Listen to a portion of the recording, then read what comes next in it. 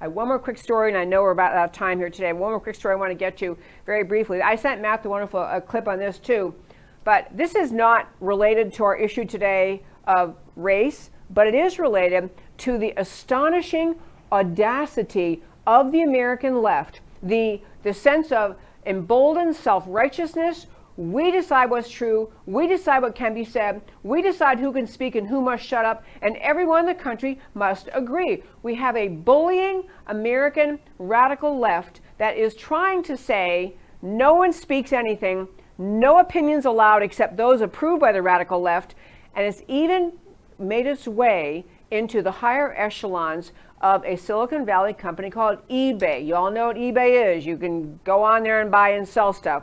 eBay, most amazing story. 6 executives from eBay were indicted for what they did to a couple in Massachusetts. Some little, and they keep being called middle-aged couple, put up a website and complained about whatever it is eBay did they didn't like. So this couple puts up a website to complain about eBay. I mean, it had other things on it too, I think, but they complained about eBay. I want you to hear what these executives, these are not like 2, cocaine addicts in a parking lot somewhere thinking up a crazy plot.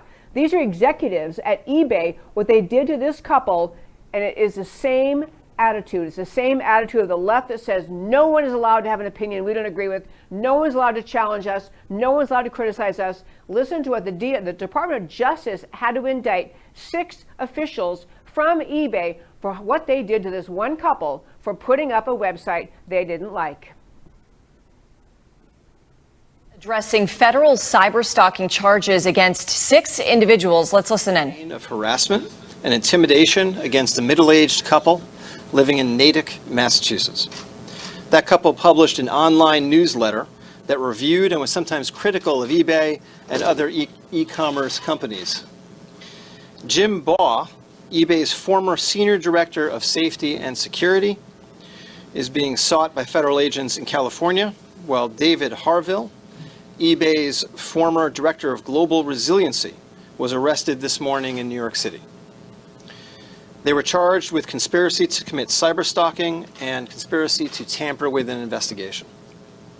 4 other co-conspirators, all of whom worked at eBay, were also charged with the same crimes: Stephanie Pop, Stephanie Stockwell, Veronica Zay, and Brian Gilbert, who notably is a former police captain with the Santa Clara, California Police Department.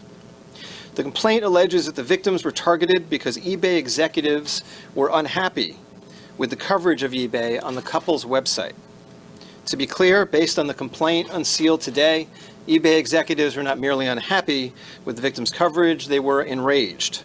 One of those executives texted that he wanted to, quote, crush this lady, unquote, referring to the woman in the couple who ran the site, and another told Baugh, his subordinate, to, quote, take her down, unquote. The result, as alleged in the complaint, was a systematic campaign fueled by the resources of a Fortune 500 company to emotionally and psychologically terrorize this middle-aged couple in Natick, with the goal of deterring them from writing bad things online about eBay. The harassment scheme had 3 phases: sending disturbing deliveries to the couple's home in Natick day and night, sending the couple anonymous, threatening messages online, and actual physical surveillance in the Boston area. Starting in August 2019, Baugh directed Pop and Zay and others to set up anonymous email accounts, cell phones, and internet connections, and use them to send harassing and disturbing deliveries to the victim's home, all paid for with prepaid debit cards. These deliveries included fly larvae and live spiders, a box of live cockroaches, a sympathy wreath on the occasion of the death of a loved one, a book of advice on how to survive the death of a spouse, pornography mailed to their next-door neighbors but in the couple's names, a Halloween mask featuring the face of a bloody pig, and a pig fetus, which was ordered, but after an inquiry by the supplier, thankfully was never sent. Folks, can you imagine? Again, this was not conduct thought up by 2 drugged out, cocaine addicts in a parking lot someplace. These are actual executives, 6 of them at least, indicted at eBay for torturing, sending boxes of live spiders, sending boxes of live cockroaches to some couple in Massachusetts who put in an online newsletter criticism of eBay. And obviously, I'm not saying this kind of conduct happens every day in every left-wing company, but it is a Silicon Valley attitude, a Silicon Valley where all big social media lives, where all the, the giants of the industry of social media live. And the attitude is nobody crosses us. We decide what can be said. And this couple were literally harassed, stalked, sending pornography to their neighbors, putting their name on it. I mean, I just, I hadn't even heard this story until a couple days ago. And I'm so blown away by it. I'm grateful that we actually had in this country, at least had the Department of Justice look into it, investigate, and go ahead and indict these people at eBay. But can you imagine the level? Just think about, you may think on the way home from work one day, man, I really can't stand that customer, my boss, our competitor. I'd love to sometime to, throw a rotten tomato or something. You may think something like that, have one-time thought like, I can't stand that guy or that company.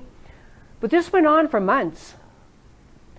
Orchestrated, fake email accounts, items purchased with disposable, so you couldn't trace it. I mean, it was a project just to take down a couple who dared to criticize eBay.